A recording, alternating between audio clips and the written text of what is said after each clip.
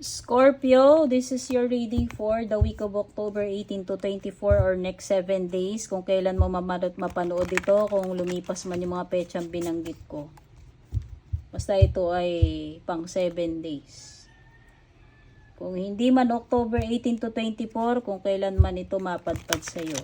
Okay? General energies saka love life mo yung sisilipin natin. Maiksing reading lang.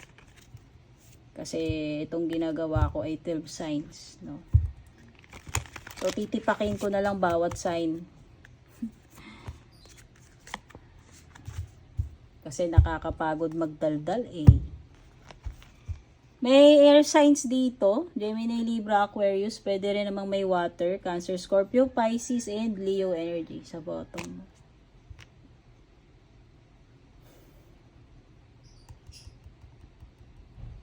Meron something na biglaan with the Knight of Swords, no? Ewan ko, bigla ang lakad.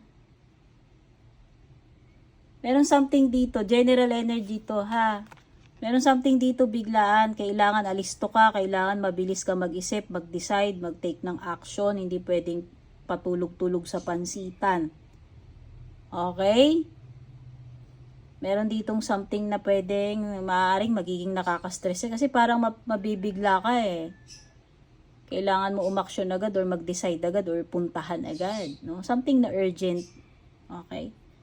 Okay? Yun yung nafe-feel ko. Sa love life mo, pwedeng ano lang ito, something na bumabalik-balik lang sa isip mo o isip ng person mo.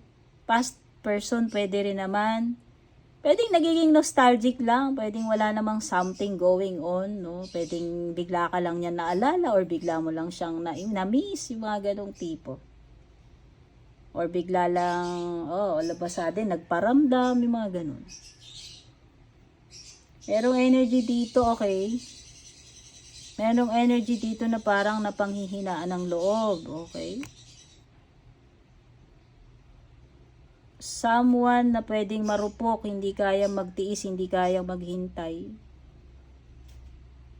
Someone na hindi makapagtago ng emosyon niya, hindi niya mapigilan yung sarili niya.